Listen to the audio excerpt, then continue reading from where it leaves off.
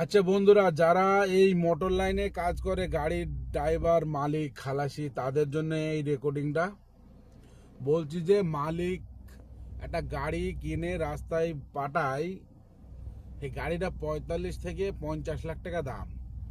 গাড়ি তো ক্যাশে হয় না, ফাইন্যান্স করতে হয়, কিস্তি করতে হয়।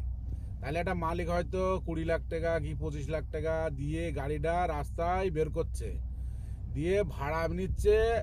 আসাম থেকে চা লোড হচ্ছে 3,000 টাকা টন, 20 টন মালে 60,000 টাকা ভাড়া।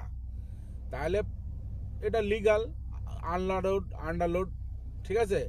গাড়িটা আসছে, বাংলায় ঢুকে এমবিআই ধরে ওভারলোডের কেস দিচ্ছে, 2 টন মাল বেশি আছে। ওই 2 টন মাল ড্রাইভারের পোঙা পাকানোর জন্য লোড করা হয়েছে, মানে 3,000 করে 6,000 টাকা সে খাবে, চুরি করবে। তাহলে ড্রাইভার ভাই, তোমার তো মায়না দেওয়া হয়, খোরাকি দেওয়া হয়, রাস্তায় তুমি লোডিং আনলোডিংয়ে হাজারের জায়গায় 1500 লিখছো, তারপরে পুলিশ লিখছো 200 জায়গায় 500, এরপরে খালাসির মায়না দেওয়া হয়, খোরাকি দেওয়া হয়। হ্যাঁ, একটা মালিক এতগুলো টাকা রাস্তায় খাটিয়ে আবার 20 টনে পাস, তুমি সেখানে 22 টন লোড করে 2 টন এক্সট্রা নিয়ে সেটা তুমি খাবা। তাহলে এই 6,000 3,000 3,000 6,000 টাকার জন্যে 60,000 টাকার ভাড়া, 20 টনের মালে 3,000 করে। এবারে বেঙ্গলে এসে তোমার এমবিআই ধরে তোমাকে 50,000 টাকা ফাইন করছে।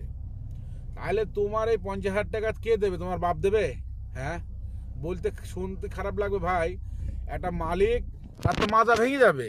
এই 50,000 টাকা যদি এই তোমার 2 টন মালের ওভারলোডের কেস দিতে, তুমি তো 6,000 টাকা পকেটে করে নিয়ে বাড়ি চলে যাবা। হ্যাঁ, তাহলে 6,000 টাকার জন্য তুমি 50,000 টাকা কেস খাচ্ছ, আবার 1200-1300 কিলোমিটার রাস্তা তুমি ঘাপাচ্ছ ওই 2 টন এক্সট্রা মাল নিয়ে। তাইলে এই বাংলায় ঢুকে তো তুমি কেস খাচ্ছ। হ্যাঁ, এই কেসের পয়সা কে দেবে? যেটা লিগাল সেটা করো। তুমি পুলিশের দোষ দিও না, এমবিআই দোষ দিও না, রাজ্য সরকারের দোষ দিও না, কেন্দ্রীয় সরকারের দোষ দিও না। যেটা লিগালে আছে কাগজপত্রই, আন্ডারলোড 20 টনে আন্ডারলোড, তুমি 20 টন লোড করবা, তুমি 2 টন এক্সট্রা কেন লোড করবা?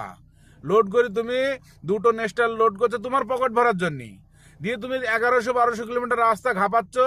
গাড়ির টায়ার যাচ্ছে, গাড়ির ইঞ্জিন যাচ্ছে, সবই তো গাড়ির উপর দিয়ে যাচ্ছে। তারপর মালিকের তো সব মানে সেই বলে না, সেই কি একটা চাটনি হয়ে যায়, সেই আমি আর বললাম না। তা যাই হোক, ঘটনা হচ্ছে তোমাদের তো খুরাকি মায়না, তারপরে তোমরা রাস্তায় বেশি খরচা লিখছো, সব ঠিক আছে ভাই। হ্যাঁ, তো এরকম করছো আর ওই পুলিশের দোষ দিচ্ছ, সরকারের দোষ দিচ্ছ, এটা